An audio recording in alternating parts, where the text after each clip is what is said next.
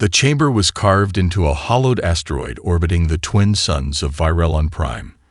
Massive, silent, and bathed in cool artificial light, the Judgment Spire stood as a symbol of unity and power. It had judged warmongers, planetary tyrants, and the last true AI uprising. Today, it would judge Earth. Ambassador Lynn Calder stood alone in the center of the arena. Her diplomatic robes were plain, unadorned, a subtle protest against the ceremonial splendor of the Galactic Council.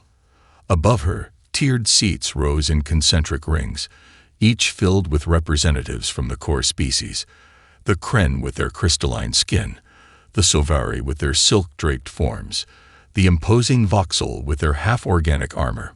All eyes were on her. A voice boomed from the high seat. Counselor Racis of the Triumph spoke, her tone sharp and measured. You stand here as the representative of Earth, charged with systemic defiance of the Galactic Accord. Unauthorized development of artificial intelligence, unlawful experimentation with faster-than-light technologies, and the propagation of illegal autonomous colonies. Do you acknowledge these charges? Lynn tilted her head slightly. I acknowledge that your records are accurate. A murmur rippled through the chamber. Counselor Racis pressed on. Do you deny that your people have violated the laws agreed upon at the Accession Summit? I do not deny it, Lynn replied, but I question the foundation of those laws. This time, the murmurs grew louder. A few delegates leaned forward. The virile blinked in surprise. Even the emotionless Marn shifted in their fluid seats. You question the Accord, Racis repeated. I do, Lynn said, her voice calm. The Accord was written to preserve stability, but stability at the cost of progress is not peace. It is stagnation. The words hit like a gravity spike. Bold, direct, dangerous. The laws are not arbitrary, snapped the Sovarian voice. They were built from centuries of chaos. We sacrificed ambition to prevent annihilation. Lynn's eyes didn't waver. Then you stopped evolving. Silence fell over the chamber. Even Racis, who had presided over 3 major galactic crises, hesitated. Lynn took a step forward. You ask if we broke your laws. We did. Not out of malice. Not out of arrogance. We did it because your laws could not contain what we are. We are not made to wait. We are made to reach. Her words echoed through the spire, carried on perfectly tuned acoustic panels meant for diplomacy, not defiance. Some delegates shifted uncomfortably. Others watched with newfound interest. Racis leaned forward. You realize this tribunal may sentence your species to isolation. Trade embargo. Revocation of membership. You may lose your seat among the stars. Lynn nodded. We knew the risks when we began, but we also knew this. The stars don't belong to the Council. They belong to those who dare to reach them. And with that, the room, once so confident in its authority, suddenly seemed unsure. Because humanity had never asked for permission, and they had never stopped moving forward. Decades before Earth stood in the Judgment Spire, there was only the hum of quiet ambition. The first contact had been a gift wrapped in bureaucracy, a treaty drawn up by the galaxy's core species to bring humanity into their fold. The Galactic Accord, they called it, a way to ensure peace across the stars. For humanity, it was a promise of advancement, an invitation to the greater galactic community. But the laws of the Accord were clear. No rapid technological evolution. No illegal research into artificial intelligence. No altering the fabric of space itself with wormholes or gravity manipulation. Such things were considered too dangerous, too unpredictable. The galaxy's elders had long since agreed to these restrictions, drawing a line between innovation and chaos. And at first, humanity complied. The first wave of settlers, eager to spread out across the galaxy, adhered to the limits. They traded in conventional technology, built cities on sterile planets with proper safety protocols, and left the mysteries of space untouched. But not all of humanity stayed quiet. In the hidden labs of Earth's sprawling megacities, the best and brightest minds began pushing boundaries. Dr. Callum Voss, a quiet genius with a reputation for thinking outside the box, unlocked the secret to faster-than-light travel by bypassing the Council's restrictions. His research, started as a small personal project, quickly grew into something much larger, something that the galaxy wasn't ready to comprehend. Others followed suit.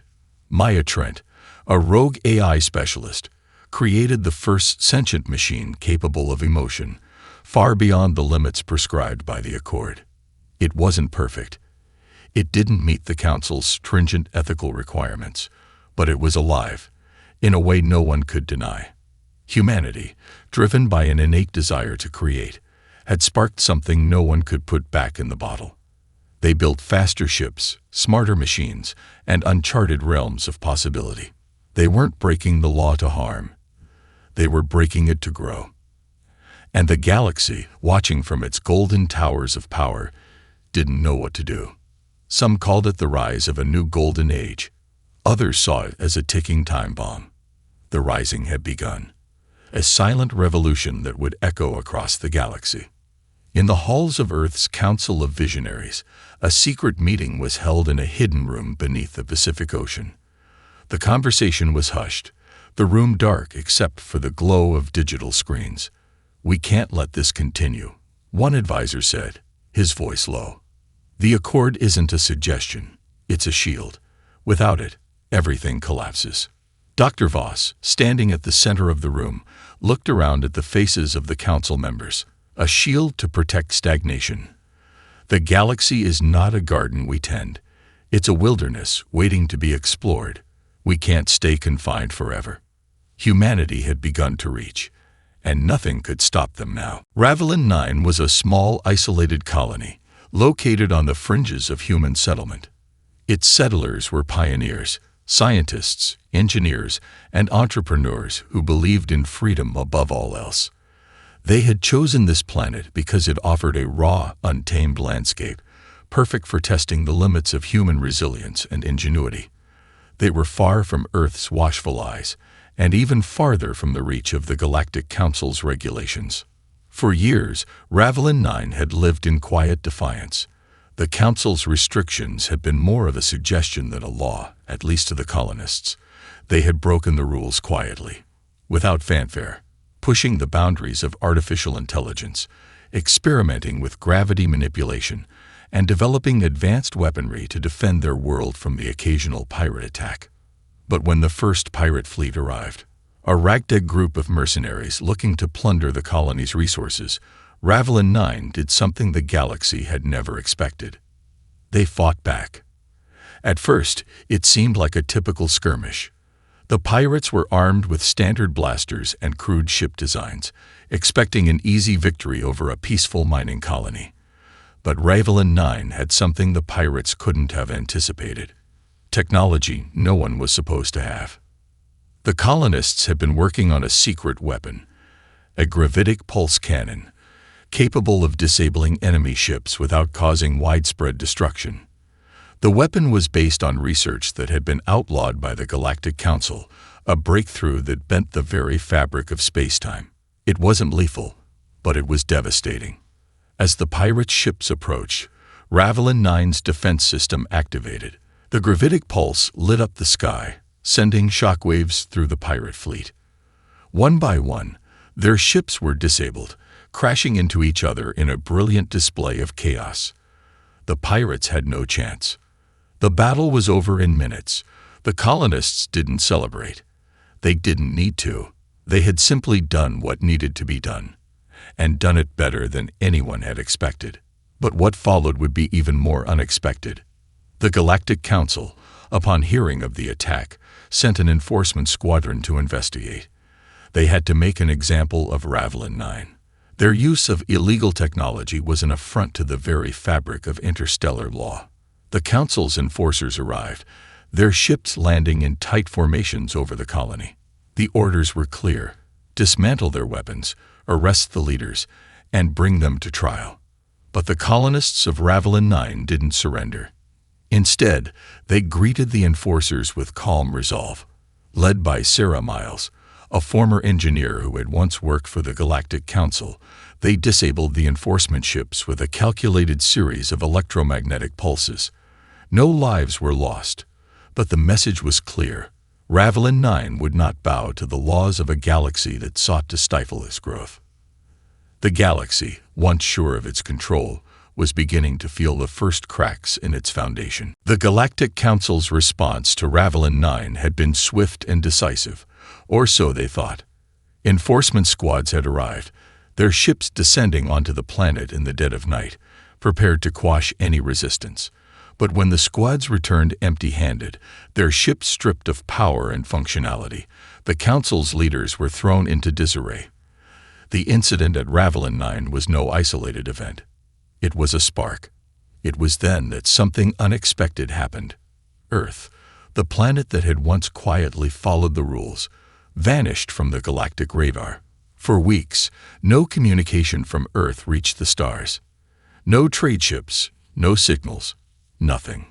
At first, the Council assumed Earth was simply complying with the blockade, a temporary surrender, they thought, until they could find a way to deal with the rebellious colonies. But that assumption was shattered when the first human-made message broke through the silence. It wasn't a distress signal. It wasn't a cry for help. It was a transmission. We're here. We've always been here. Now, it's time to move forward. The message was encrypted, designed to be nearly impossible to trace. It was sent from a relay station hidden in a distant sector, beyond the reach of Council scanners. For the first time, humanity had learned how to evade the Council's omnipresent surveillance, without a shot fired. As the Council scrambled to find out what was happening, humanity had already begun something far greater than a rebellion. They had initiated the Invisible Rebellion. Within months, humans had set up covert networks across the galaxy. They weren't using the traditional hyperlanes that the Council monitored so closely. Instead, they tapped into deep space communication relays, quantum messengers, and even stolen Council tech. They made use of long-forgotten space anomalies, like the Forenza Rift, to bypass security and create private channels. The movement spread quickly, quietly. On worlds once dependent on the Council, humans started sharing their discoveries. New energy sources, faster travel methods, autonomous farms that required no external resources, ecotech that restored dead ecosystems. People listened. They saw the potential for growth, for independence. What the Council called illegal became their salvation. But Earth wasn't just creating technology. It was creating ideas. Humans weren't asking for control. They weren't demanding power. They were offering a new way to think, a way that didn't depend on rigid laws or centralized authority. Earth's leaders knew the galaxy couldn't be fixed with violence. They didn't want to fight for dominion. They wanted to show others that freedom, real freedom, was possible. But the Council wasn't blind. They saw the patterns, the sudden emergence of decentralized trade routes, the wave of unauthorized technology. They knew the next step would be inevitable. Earth's true rebellion wasn't going to remain invisible for long. The clock was ticking. The galactic network buzzed with nervous energy as humanity's movement grew. The Galactic Council, once certain of its unshakable grip on the galaxy, began to feel the weight of rebellion pressing in from every side. But humanity, in all its defiance, had something more powerful than just a desire for freedom. It had compassion, and a willingness to act when others would not.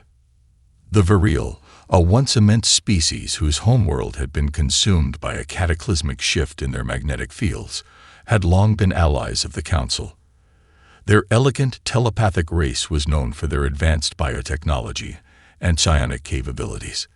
But their world was dying, and Council law forbade intervention in a species' ecological disaster unless authorized by the highest levels of government. The Council's policy, though well-intentioned, was meant to preserve the purity of alien ecosystems, but it had condemned the Virile to extinction. The Virile's desperation led them to reach out to Earth. It was a desperate plea, one not for diplomacy or political bargaining, but for the hope of survival. Earth, ever the wild card, responded in kind. Ambassador Lynn Calder, no longer just a representative of Earth, but a figurehead of change, received the encrypted transmission in the heart of the rebellious human colony at Pax Prime, a hidden base set in the asteroid belt. The Virials' request was clear. They had no more time. Their once vibrant oceans had become acidic, their atmosphere unstable, and their telepathic fields, once strong, were weakening. Only Earth's unique knowledge of quantum-level atmospheric restoration could save them. In the cold silence of space, Calder made a choice. She authorized a risky plan to send human engineers and biotechnologists, led by Dr. Maya Trent, to the Virial homeworld. The task was insurmountable. They needed to reverse centuries of environmental degradation, and they had only months before the Virial would no longer be able to sustain themselves. When Earth's ships arrived in the Virial system, the Council tried to block them. Sanctions were imposed, and threats were made. But Calder's words had already spread through the ranks of the Council. She wasn't asking for permission. She was asking for the Virial's survival. On the Virial homeworld, Dr. Trent's team set to work. They began to manipulate the very genetics of the oceans, introducing genetically engineered organisms that could process the toxic minerals, while simultaneously installing quantum atmospheric regulators that corrected the planet's imbalance. The work was dangerous, and the risks were immense, but humanity didn't shy away from the challenge. Over weeks, the seas began to clear, and the telepathic fields of the Virial strengthened once more. By the time the Council sent reinforcements to stop Earth's intervention, it was too late. The Virial were saved. The oceans shimmered once again with the hues of their once vibrant ecosystems, and the Virial's telepathic bonds, once fractured, slowly began to restore themselves. The humans, once condemned as reckless rule-breakers, had given the Virial a future. And in doing so, they had proved the galaxy wrong. The Council had feared humanity's innovation, but humanity's compassion had changed everything. The Virial saved by Earth's intervention were only the beginning. What started as a quiet act of compassion in the darkest corner of the galaxy quickly spiraled into something far larger. As the news spread, it didn't just resonate within the ranks of rebellious colonies, it echoed throughout the galactic community. At first, the reaction was hesitant. Some species, particularly the Sovari, remained staunch in their loyalty to the Galactic Council, condemning Earth's unilateral actions. But the Virial, no longer silent in their gratitude, began to speak. They shared the full story of their salvation, of how Earth's technology had pulled them from the brink of extinction, and how the humans who had helped them had asked for nothing in return. Slowly, whispers grew into conversation. The Kren, who had long prided themselves on their crystalline precision, found themselves intrigued. The Ithri, a race of spiritual engineers, began to see a new path for galactic progress, one that didn't rely on the suffocating rules of the Council. The Rising, as humanity's movement had become known, had gone from a fringe rebellion to a force that could no longer be ignored. The idea that Earth had shown compassion, had dared to act without the Council's consent, became a rallying cry for other species. Humans weren't just lawbreakers. They were pioneers. They were innovators. They were problem solvers, not conquerors. The galaxy had seen what humanity could do with their creativity, their ability to break through boundaries no one else dared to cross. Soon, other species began to experiment with the same forbidden technologies humanity had once been condemned for. The Sovari, the ancient architects of the galactic order, began working on their own autonomous machines, though they would never admit it aloud. The Korath, a race of near-mythical beings whose technology was rumored to border on the divine, began to study the human discoveries in secret. It wasn't about rebellion. It was about progress. Humans weren't just changing themselves. They were changing everyone. And all of this happened without a single shot being fired. No one needed to fight. The mere presence of human ingenuity, their refusal to be constrained by outdated laws, had become an idea too powerful to suppress. The invisible rebellion was awakening something in every corner of the galaxy. But Earth wasn't finished. They had seen the potential for a different kind of future, one where cooperation, not domination, was the foundation. They weren't forcing their ideals on anyone. They were simply showing what was possible and leaving the choice to others. The Council watched in growing panic as the galaxy shifted. Their control, once absolute, now seemed fragile. And though the laws they had once enforced with absolute certainty were still in place, something fundamental had changed. The galaxy was no longer an obedient place. It had been shaken awake, and the whispers of freedom and progress were louder than ever. And in the heart of Earth's rebellion, Ambassador Lynn Calder knew that the real battle wasn't about breaking laws. It was about rewriting the future. And that future had already begun. The Galactic Council had done everything in its power to contain Earth's rising influence. They had imposed blockades, sent fleets to intimidate, and tried every legal measure they could think of to silence the rebellious voices. But humanity had only grown stronger. The invisible rebellion was no longer just a whisper in the dark. It was a movement that spanned systems, gathering support from species once too fearful to speak. The tipping point came when a new species, the Thalassa, emerged from the shadows. The Thalassa were a race of semi-organic beings from the distant Oxus 6 Nebula, a place the Council had long considered too dangerous to explore. Their entire society had been shaped by the energy fields of black holes, and their knowledge of gravitational manipulation was centuries ahead of anything the galaxy had seen. The Thalassa, initially neutral, had been swayed by humanity's message of progress. They saw the potential for collaboration, for growth, and they offered humanity a pact to share their technology in exchange for a seat at the galactic table. When the Council learned of this pact, they saw it as the final straw. Earth had gone too far. No longer simply a rogue nation, Earth was now seen as an existential threat to the entire galactic order. If the Council didn't act decisively, they feared the galaxy would slip from their control entirely. It was time for the final trial. The Council summoned Lynn Calder to the Judgment Spire once more. This time, it wasn't a diplomatic meeting. It was a trial that could determine the future of humanity, and perhaps the entire galaxy. As Calder entered the chamber, she felt the weight of every eye in the room.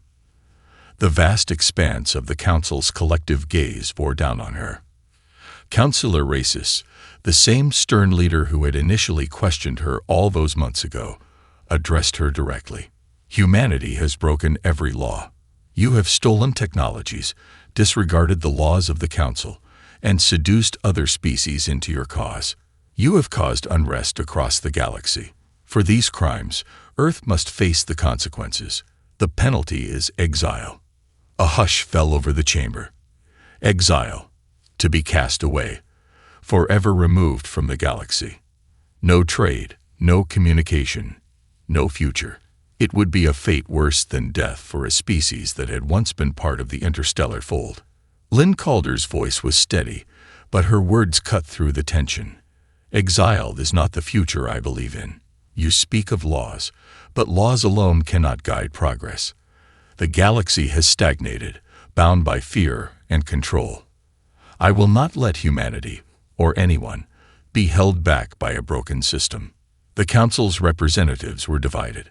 Some spoke in favor of Calder's vision, but others, like Racis, clung to the laws of the past. A debate ensued, one that would determine the fate of not just humanity, but the entire galaxy. And in the silence that followed, it was clear. The last trial was no longer about guilt or innocence.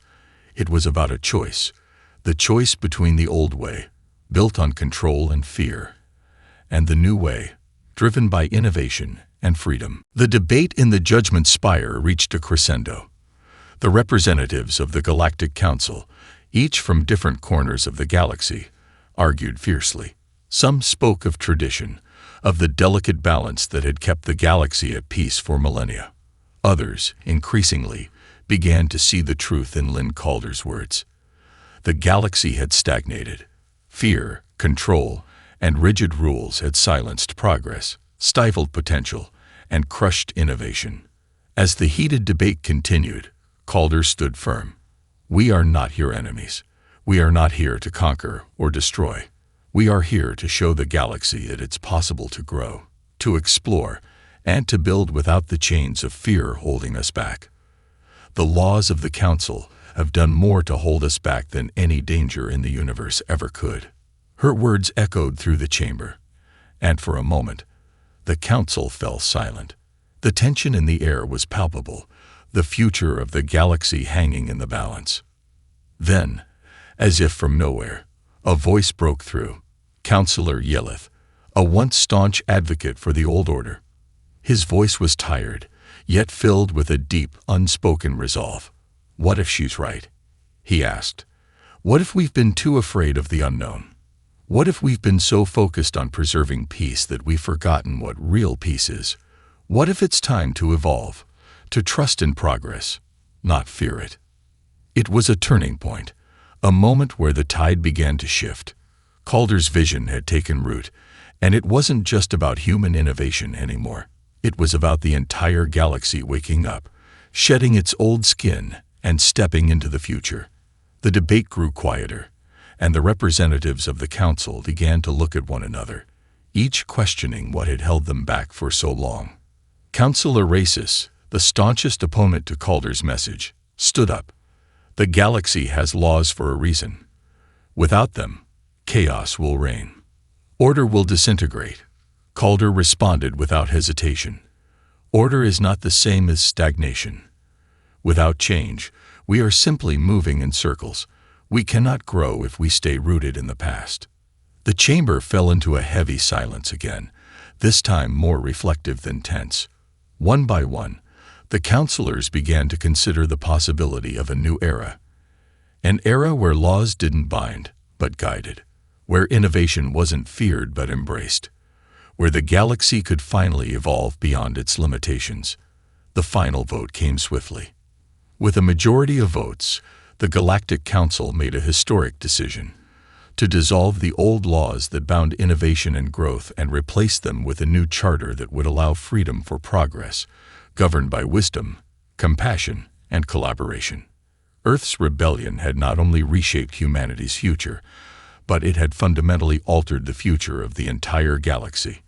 The Invisible Rebellion had become a symbol of hope, a movement that proved innovation, compassion, and collaboration could lead to a future where all species could thrive. The galaxy was no longer bound by fear. It was free. And in that moment, a new dawn broke across the stars. The age of stagnation had ended. A new era had begun, one driven by progress, unity, and the boundless potential of the universe.